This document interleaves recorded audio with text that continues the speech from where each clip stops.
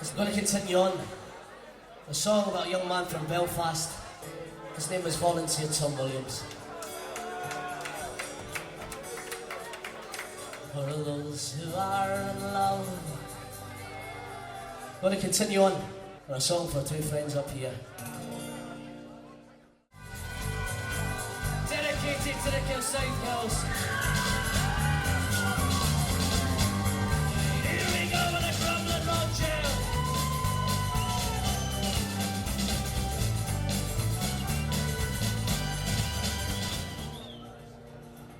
Let's hear your voices.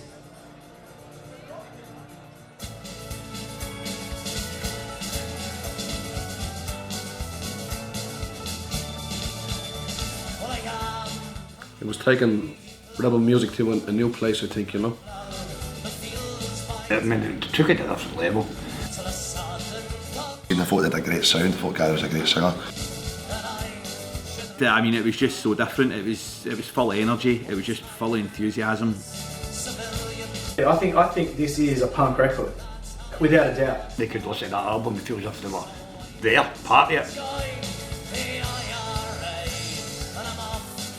it. They brought a new energy, or a different type of energy.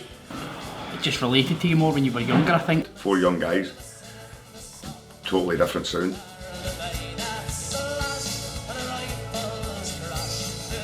The important thing about that album was it brought a whole new audience. Not a live record, you don't often get that, you don't pick up the crowd and the feeling in the room, you just get the music. But on that record you could really feel something in the room. They were a young band themselves. They weren't your archetypal Irish band. I think the popularity to this day speaks volumes. It's a classic Irish rebel album, you know. It's a classic album.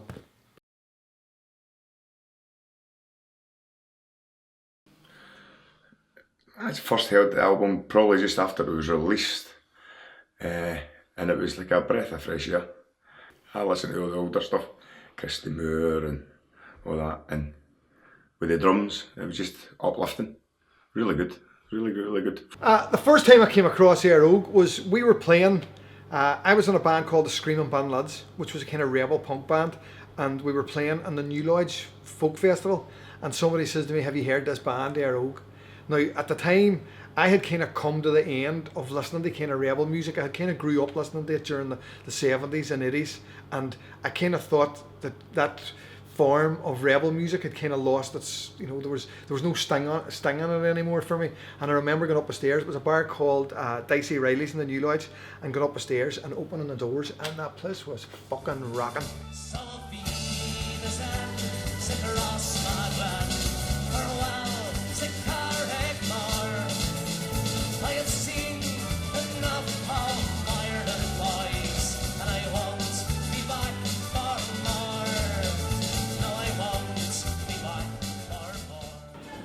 I first heard it a few years after it came out.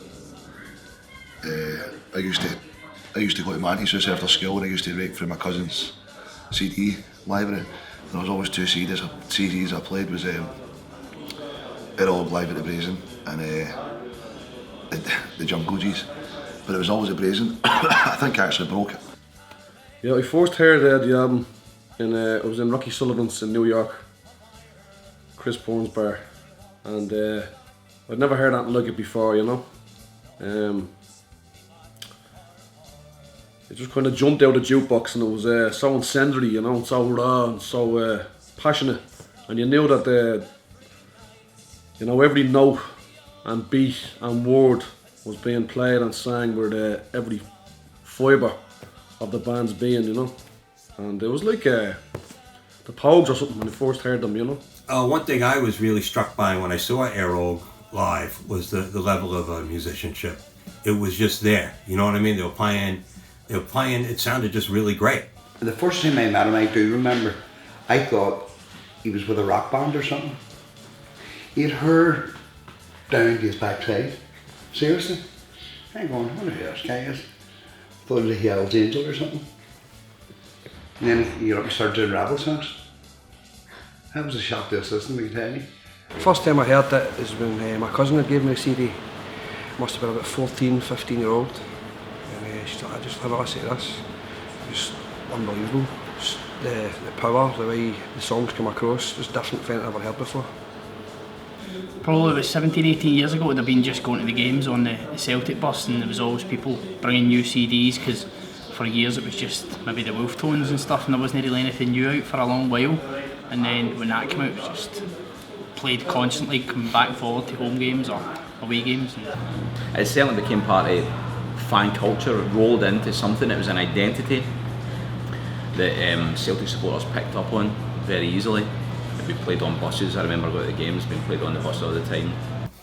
One thing that struck me, what a lot of friends of mine said to me when they came out the first time was Gary, in particular, they kind of had a different vision of him. Because, you know, most of the people I knew didn't actually even own the physical CD. They just knew it from the jukebox, you know. And I don't think there's any pictures involved with the CD anyway. So I think a lot of people I knew kind of imagine Gary as being some guy like my age now, you know what I mean? And down there like, you know, and it's this young guy. It's this young guy who looks like he might be a professional soccer player or something. So I think a lot of people were surprised by the youth involved with the band. When you first heard it, it was just so different to what had gone before.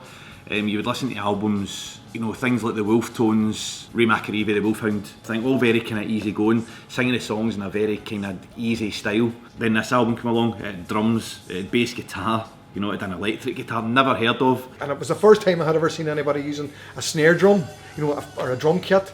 And Rebel music, which I think gave it a brave old lift. And I remember thinking to myself, Jesus, these boys are fucking banging it out. And the sweat was running down the walls. And I was really, really impressed at the amount of energy that they were putting into it. Because like I say, I think at that point, Rebel music had either become like a cliche of itself, you know, people standing with their fingers stuck on their ears singing old dirgy ballads, or people who knew nothing about what Rebel music was supposed to be about, you know, belting this stuff out. But I thought they brought great energy to it. And the album as well, it was one of those albums that everywhere you went, people had it. It was like fucking rumours by Fleetwood Mac. Everybody had a copy of it.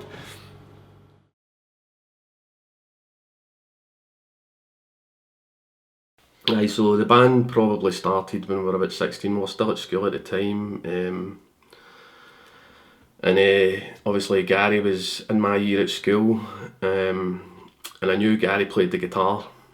I could play a wee bit of guitar. I mean, there's probably people nowadays who would say that I can still only play a wee bit of guitar.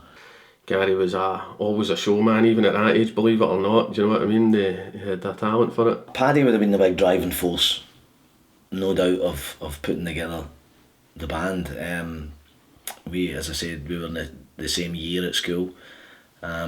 We shared a few classes at school, and one of the memories I have of Paddy was he would have been writing on his jotters and his folders at school, you know, tricolours and slogans and whatever, and I used to say to him, you know, what does this mean?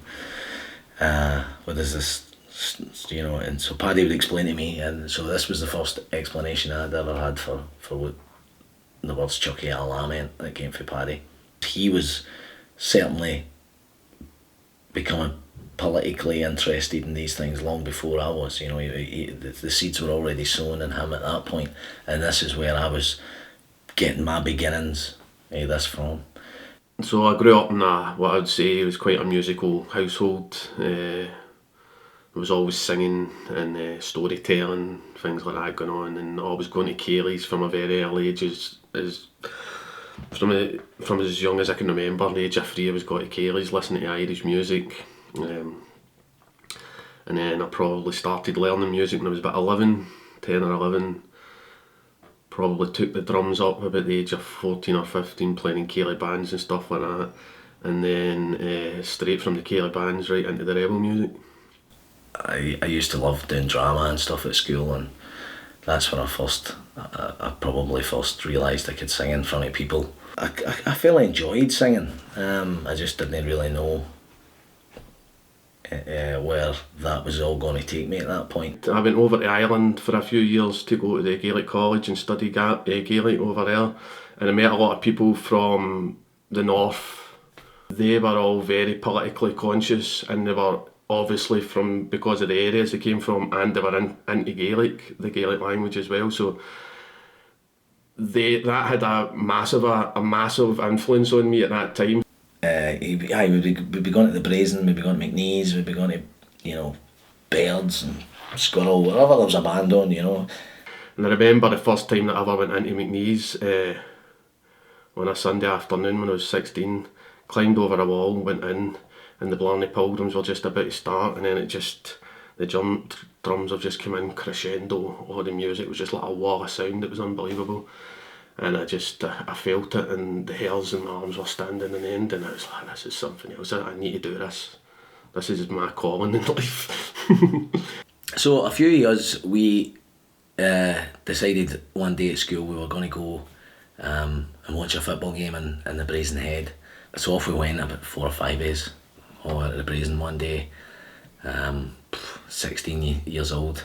Celtic Connection were playing that day, Franny and Mark. I remember, the effect, the power of this, the sound of this music coming across, the energy it had, the excitement, and just, what a wonderful time we had that day. And in the midst of all this, I remember Paddy turning around to me at some point, and he says to me, for the first time he'd ever said this to me, in the midst of all this, excitement and music and the Brazen Head and stuff, and he turned around at that point and says to me, we should form a rebel band. So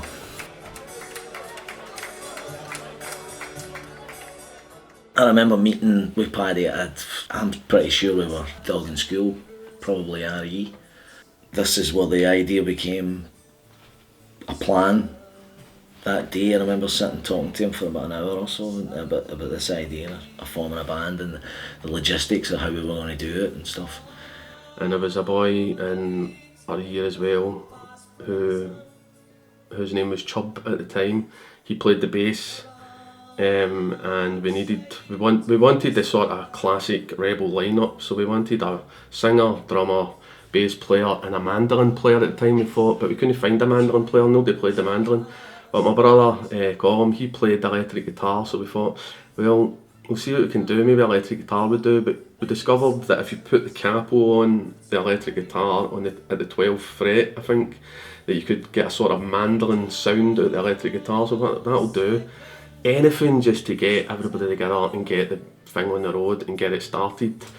When we went in to do our first rehearsal, there was a drum kit set up in the corner of the room, and Paddy proceeded to sit down and play the drums. It was a total surprise to me. I'd seen him play whistles before, I'd seen him play bowring, never seen him play a kit of drums. It was such an integral part of what we did, drums. It was the driving force of our sound and everything we did. I think we were looking for an appropriate name, and there was a lot of different names bandied about. And one of the names that had been mentioned was Éire Óg, and I think we decided that because it had so many relevant things that reflected the band and who was in the band and the nature of the band. There had been a Gaelic football team in the Gorbals in the 50s, I think, in the 60s, called Éire Óg, who a lot of their members were still alive in Glasgow, and there's probably a few of them still alive now. Some have passed away, Packy O'Donnell, Owen McElwee, God rest them, but they were both members of that team. They were living in the Gorbals and stuff like that, so it was good because we were based in the Gorbals, so it had that connection with people that were actually living in the Gorbals, but also it was very apt and suitable for us because we were young, singing Irish music, young Ireland, and it had that rebel connection. There wasn't a better name, do you know what I mean? It seemed to be the perfect name. The first gig was in Paisley. It was in the Wigan Pen. It was snowing. It was really bad snow this night. you couldn't get a taxi. It was really bad snow, so like the kind of snow that nobody wanted to drive about in. But we managed to convince my dad, who had a transit van, to take us in the gear to the Wig and Pen, and the proviso was that he wasn't coming back for us. But we thought, we'll deal with this later, just get our gear to the gig, and away we went to the Wig and Pen in the snow, and we left the bass drum pedal in the van. And I remember phoning my dad after we'd all the gear in and realising we didn't have a bass drum pedal, and saying, you need to come back with the bass drum pedal. He didn't.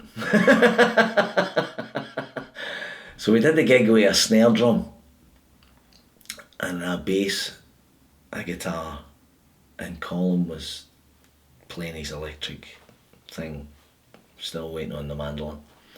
I remember it being a good buzz, great buzz, you know, doing a gig. Felt like a real band, you know. We had gigs when we were at school. It was unbelievable, you know, when we were still in 5th year. We hired the hall in one of the local pubs. We sold tickets to people at our school. Oh God, man, we must have sold 100 tickets or something crazy, yeah. And one Wednesday or Thursday night, there must have been 100 in school. The weddings, right, of 16 and 17 up the stairs in this pub, absolutely drunk on 2 pints of lager each, singing rebel songs. And I remember up on the stage thinking, this is absolutely brilliant. Aye, it was mad. It's crazy. It was good times, man. Us and, you know, my school pals doing rebel gigs, and we actually landed a Thursday night residency off the back of that night. And incidentally, that's where we would kind of get to know Sinky, who had gone to be the bass player.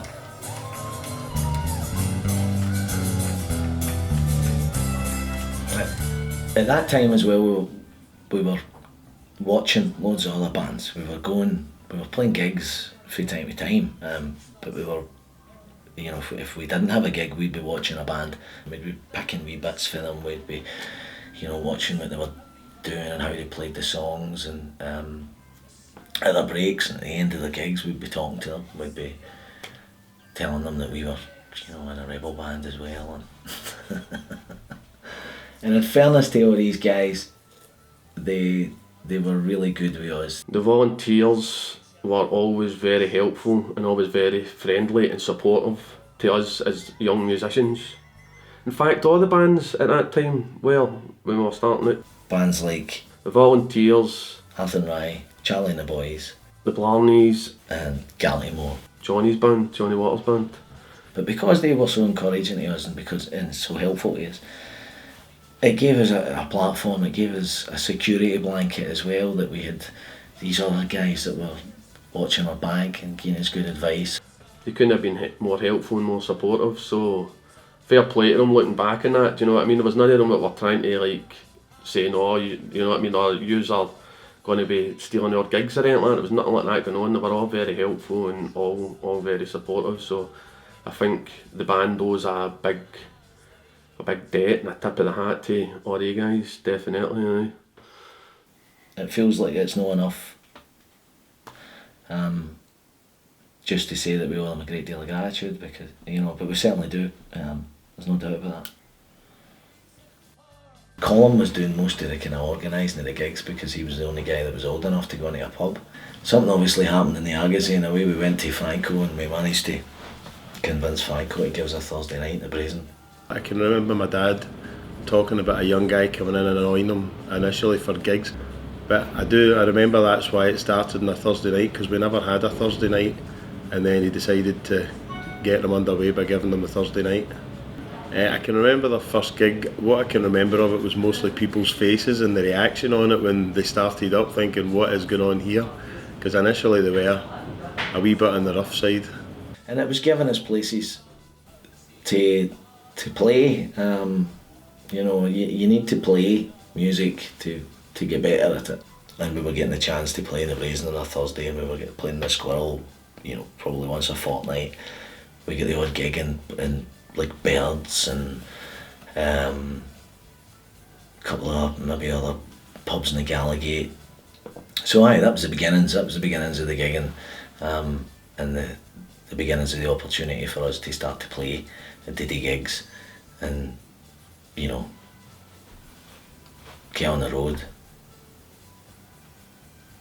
I mean, obviously the Brazen Head was a massive gig for us to get at that time, because we were still so young. Probably, you know, most of us were, well, we were all at that time probably under 20, and 3 of us would have been 17, I think, or 18.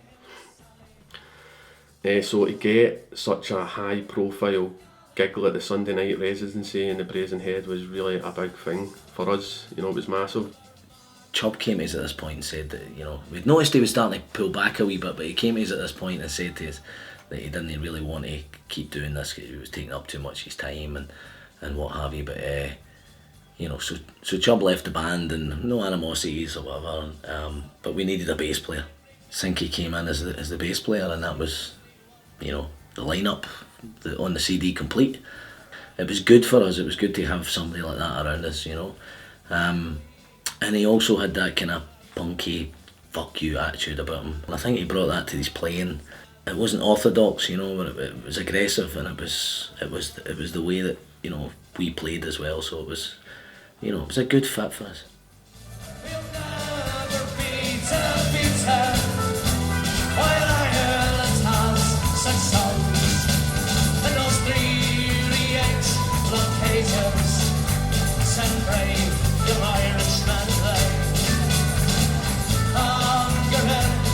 Justice, while the young lives have the way for the rights as Irish soldiers and supreme their native land.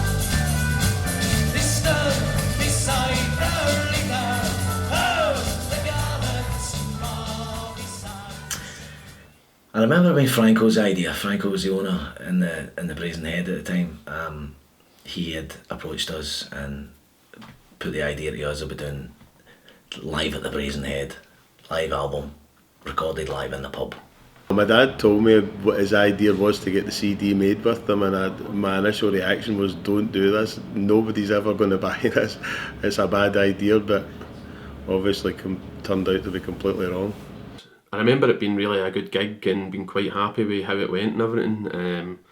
And the crowd were bouncing, it was excellent, but it was over in a flash, to be honest. I don't actually remember much about the whole night. So Franco took care of all that. He brought in somebody to record in the Brazen, and I can't remember exactly who it was, but I remember it being something like a radio station or some kind of outside broadcast people or something that they brought in to record, and it was, you know, some serious equipment they had. I can remember them coming in and setting up, and me thinking at the time this was an awful elaborate setup for what it was going to be. But I mean, there was microphones placed everywhere, all over the pub. I had heard other recordings of people that had done recordings as doing other gigs, and I thought, well, that doesn't sound too good, and this could be better, and this could be better, and stuff like that. But actual fact, that album, I thought sounded really amazing, and whoever had done the job had done a really amazing job. The sound quality was excellent, the crowd were coming through, and all the instruments and everything sounded really good and in tune most of the time.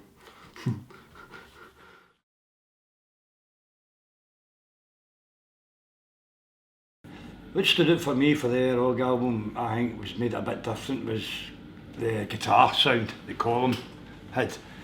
Because before that, in any other albums, it was usually maybe a mandolin or, like say, accordions or whistles and stuff. But Éire Óg really, I think at that time when the album came out, was the first band to kind of do that electrical kind of guitar sound, like a mandolin, the way he played it. And obviously Gary's voice is just Gary's voice, you know what I mean? Just to me, it's just a really good mix. Just the drums, the drums, it was totally different. It was a different sound. It was more, I would say, punky, rocky. Totally different from anything else anybody was doing at the time.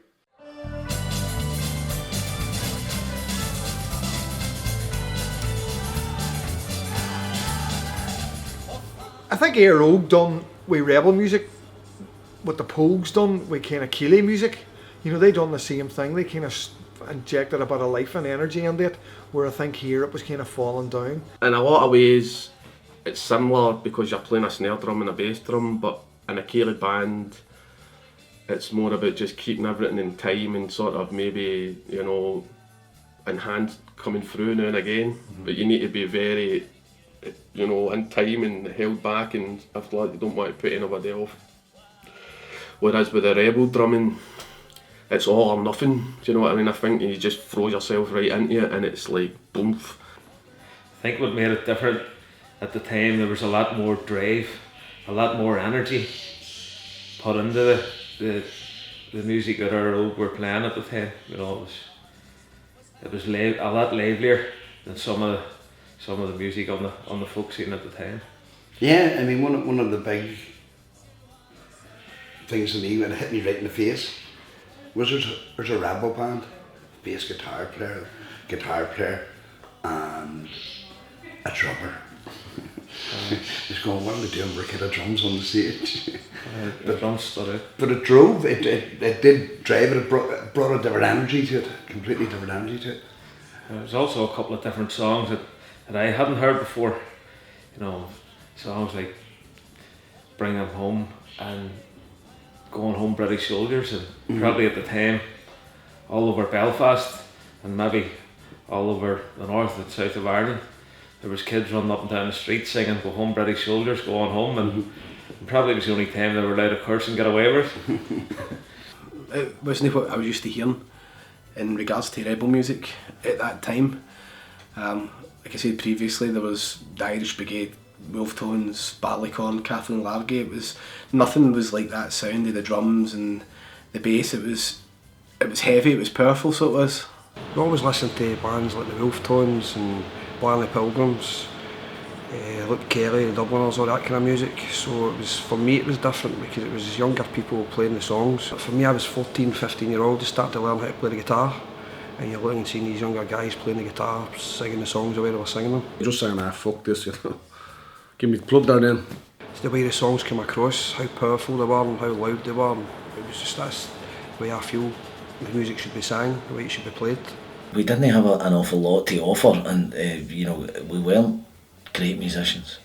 We weren't individually particularly good, so we couldn't rely on intricate solos and, you know, arrangements by talented members in the band and whatever to get us anywhere. So we had to play on our weakness, and that became our strength, because our weakness was how raw we were and how young we were and whatever, but that became our strength because we played to that.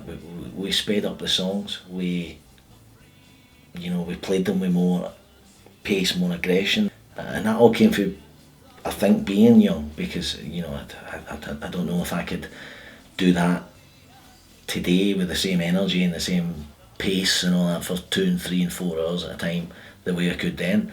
But it was definitely by design, because we understood our limitations and we knew that we had to play to that in order to have a strength. The sound they were getting, 4 young guys, obviously. The Wolf Tones were older, and it was a new band, a breath of fresh air. 4 young guys, totally different sound. Drums, lead guitar, kind of the bass. It was like a punk kind of rock sound, and then Paddy, the drums and the whistles. It was totally different. It was superb. No doubt, we were definitely influenced by bands like the Pogues and the Sex Pistols and stuff like that. That kind of aggressive, in your face, we don't give a shit kind of attitude. It's like they poured a bucket of freezing cold water over the tradition and just grabbed it and fucking shook it, you know. Wake the fuck up, you know. I think it just totally shifted the dynamic of music, rebel music at the time. From being the more conventional setup with the acoustic instruments, they've just totally changed it and went from being predominantly a folk-based genre of music, and taking all the songs and turned it into almost punk rock. Absolutely, I think this is a punk record, without a doubt.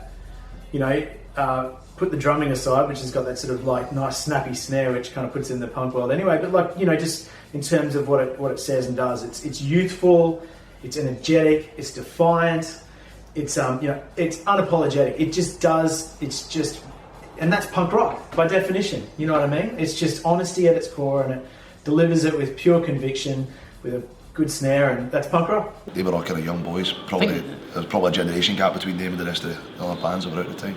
The attitude of the band as well. They were really going for it in that. There was a lot of passion in what they done. When I started playing the drums for Rebel Music, it was like I was just getting...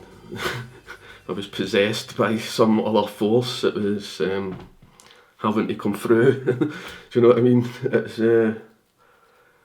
It's hard to put a point on it, but that's what it was like, you know what I mean? When it just happened, do you know what I mean? The music just came through me, and I was just, I remember hearing Gary up in Christ the King, up in Hollytown, a gig, and it was mayhem, it was pandemonium. People were fighting to get in, people were fighting to get out, people were fighting on stage. It was superb. It was totally different, and it was a young crowd. They did definitely attracted the young crowd. I wasn't used to hearing folk bands with a drum kit on the stage. A lot of the folk bands that I've heard previous would have been sort of a bit more laid back. They didn't drive the music as much. Just Gary's voice, just so raw and passionate, and it was like a kick in the bollocks, that didn't hurt, just sort of got your attention, and the way the military drums were used, I'd never heard that before, and it was just like hearing Elvis or something, for the first time or something. It just shook the bollocks out of everything, and it was real rock and roll and ballsy, and it was taking Rebel Music to a new place, I think, Not everybody liked what we did. Some people took a bit of umbrage to what we did, and in some ways thought it was disrespectful or whatever, and that's fair enough, that's their opinion, but we didn't do it from that point of view. We did it because we felt that this was how we wanted to play music, and we put it out there for people to like or not, and if if people hadn't liked it, we wouldn't have get any gigs, and we wouldn't have got anywhere at all. But people did like it. Because of the way that the struggle was going here, it was kind of hard for people here to take the music onto that kind of next level, to give it that bit of energy, because it would have seemed like if it was disrespectful. Where in Glasgow, that wasn't the case. You just had that bit of room to be able to manoeuvre with. Because I know, with the stuff that we were doing, the way that people were looking at us, because we were singing rebel music and singing about, and doing it in a punk fashion, it wasn't widely accepted. People they wanted their wolf tones, they wanted their straight rebel ballads type of thing. You've got your old traditionalists that think that's the way it should be, and then you've got the ones going, right, it's got to be more attractive to a younger crowd, so we need to do this, we need to do that, and I think that's what Éire Óg did. They got it spot on. You're walking that fine line between the purists, the people who, want the music to stay the way it is, and not change it, and the people at the other end of the extreme who are wanting to push new boundaries and try and take it somewhere it's never been before, and that's kind of what we were trying to do. We were trying to push it out in a different direction, and there were other bands doing similar things, and there were other bands doing better things musically, and they were, out there.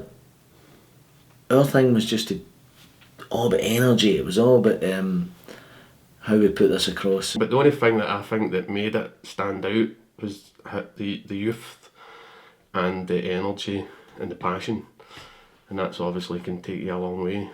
And rebel music, and if it had been classical music, I don't think we would have went very far, but...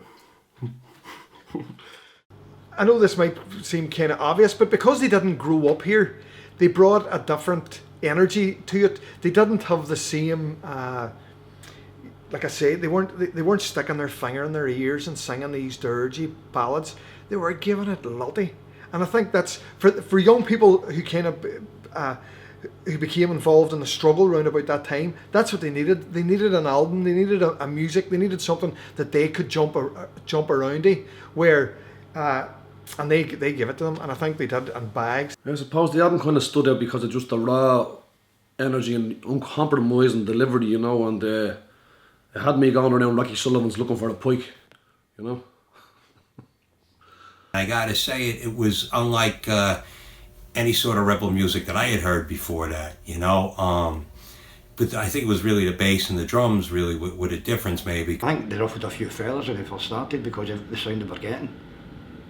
Made them very popular amongst the younger fraternity, even the older ones like myself. It was a completely new sound, a completely new way for them to be doing this type of music, and I think it just excited people. And it's always going to draw a younger crowd when that type of excitement's, that type of excitement's raised around about a band. It's such a permanent feature. 20 years later, it still gets played just as much as it was that first year. It marks this club for what it is, or who it's for. It wouldn't be a Celtic game at Jack Dempsey's if we never put that album on in full. Once that album came out, the gig offers increased. The offers to take us places to play came from further and further afield. We were up and down all over Scotland, England, Ireland, America, Germany. It just seemed that we were basically on the road all the time. We played with Éire Óg at their height, if you like, and Éire Óg were a massive band then. I mean, Shabin supported them. I'm talking about, it must have been 1997, 1998, and everybody was there to see them. You know what I mean? They were packed out everywhere they played. I think the album certainly helped that. That's what made them. That album took them from being an average kind of band to a well-known band who were good at what they'd done. Éire Óg travelled awful lot, you know what I mean? They were away, I remember speaking to Gary about it on a number of occasions. They were away, I'm talking about maybe once, twice a month to Ireland. At that time they were pushing it, you know what I mean? And I think just word of mouth because they were that good. The album was really that good. I think it got that well known very quick because it was a good album. So you have this immensely popular CD that everybody's listening to all the time. And next thing we find out, this Éire Óg, they're going to come out and they're going to play New York around St. Patrick's Day, which is perfect, right? And they pretty much camped out in Rocky Sullivan's over the 4 or 5 days they were out for St. Patrick's Day or whatever, you know? And it was really cool. So Éire Óg are actually going to play a gig in the place, and it's immediately we're going to have a full house. In fact, I think we had to do 2 shows on the one night when they first came out, and they were great. And all anyone wanted them to do was to play the CD, and they fulfilled that, and then some. What got me with that album was that it didn't matter where you were playing. The minute you finished your set, the music came up, and it was Éire Óg. Boom, boom, boom, boom, boom, boom, and the crowd all came mad again.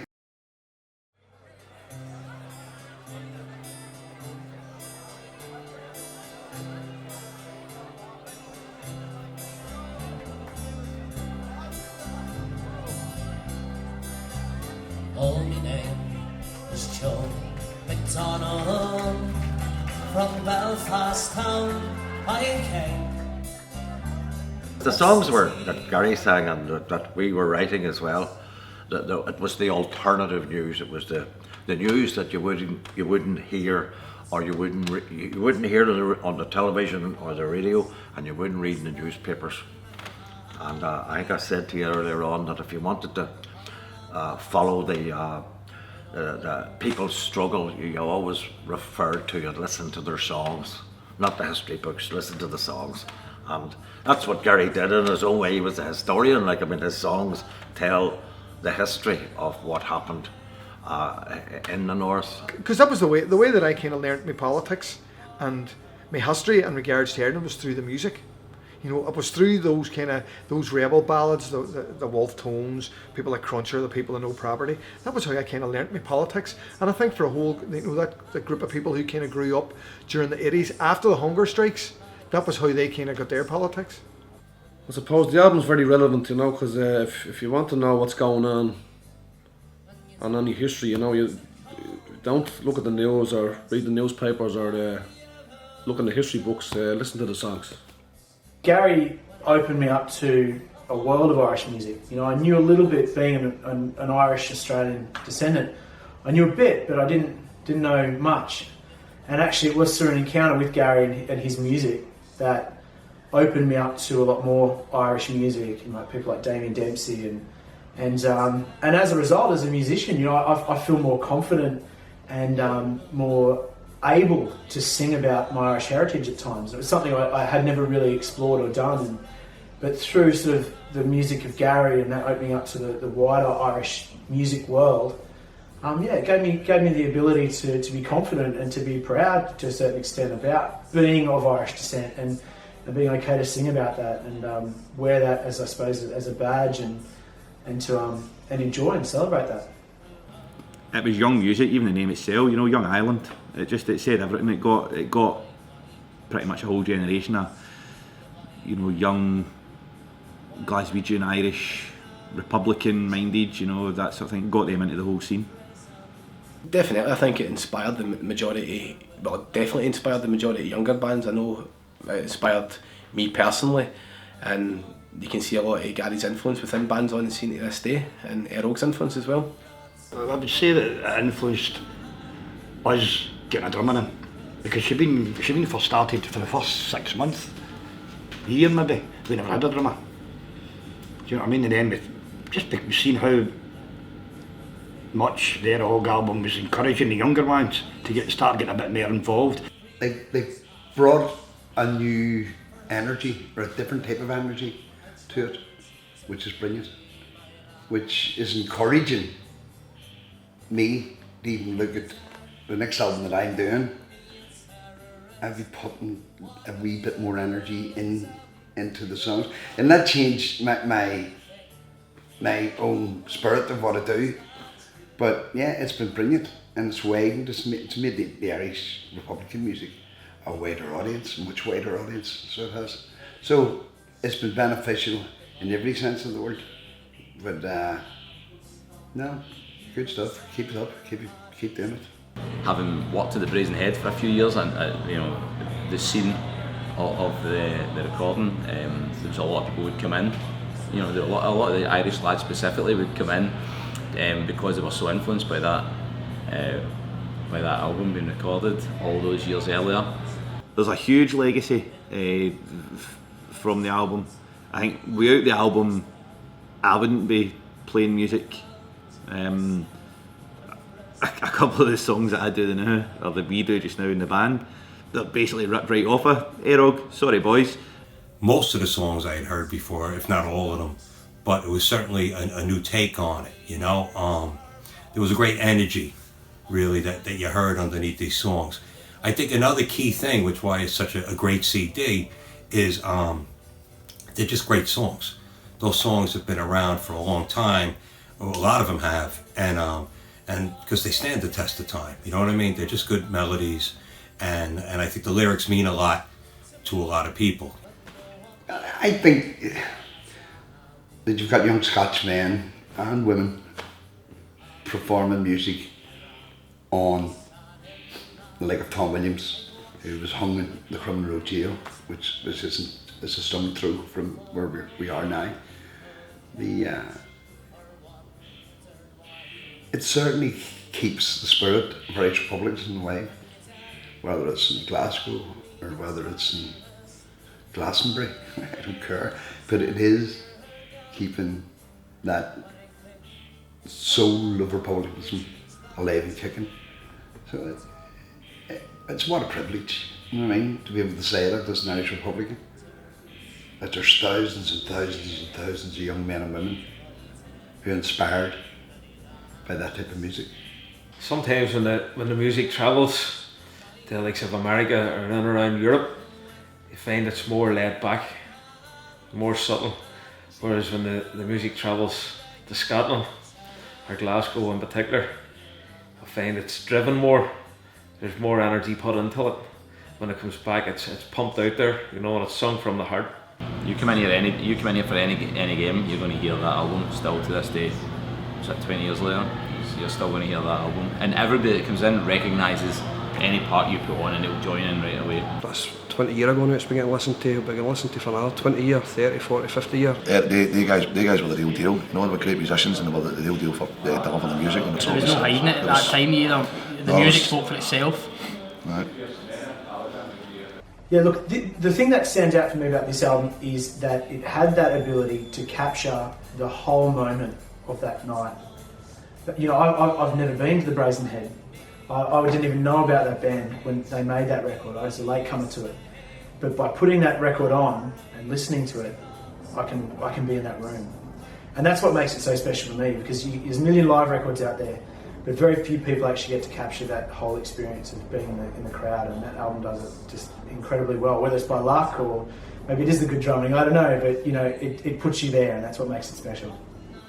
I always believe that, see, as long as there is a struggle, which as long as the British remain in Ireland, that music will always survive. People will always look for a soundtrack for what's going on. As well as that too, it marks parts of our history, and it's a reference point for people to go back to. Because again, I say a lot of young people kind of learn their history here through their music, and I think those songs, along with others as well, you know, other bands, other singers who kind of brought stuff to the table, I think that it'll always exist. The album sort of blew apart the Irish rebel music scene, you know, it really shaked it up, and lots of kids are still listening to the album today and still learning from the album. And my mate from Love Hate, John Connors, he's a huge fan, and I was hoping Éire Óg was here with you today. I was going to drag him up to John's camp, you know, because they're all huge fans up there, and I'd have been a hero for that, you know, but he's not here, the bollocks. Tell him he's dead to me. Well, I know my grandchildren listen to it. My own children would have it on in their house, and the kids would know the words of it. So yeah, there's a lot more life left in it. So there is, I've no doubt about that. I think in general it sort of attracted a younger generation to listen and also to play Irish music, and I think probably in 20 years to come it'll be more popular than it was 20 years ago. And I hope in 20 years we'll be listening to it in our Liberation Party. It'll be the title track. Éire Óg split up and the CD was still, out there. So people were going, oh, I want to see this band, I want to see this band. And the more Éire Óg weren't there, the more I think people wanted to see them and wanted to listen to them. I'd love to see this band. My dad saw the band and said they were superb, which they were. But all the younger ones, listen to this, I want to see that band. I'd love to see them again. I'm going to be paying a tenner again right enough.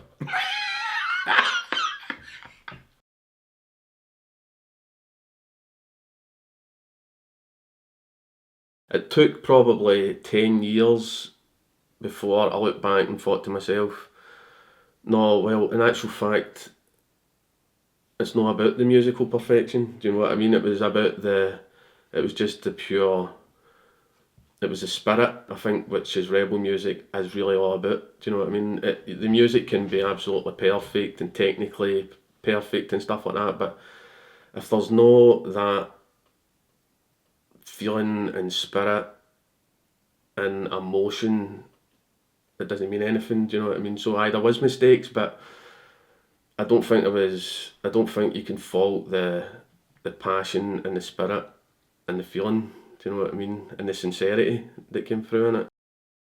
Those years, they've kind of defined everything that I've done afterwards, and they're still with me, they're still part of me, you know. And I'll always look back at those times with great fondness, because it was among the best times of my life. And I'll always look back at the people, involved at that time as my friends and people who I shared, great times and great experiences with. It did give us wonderful opportunities and experiences in life, and it's all because of that album.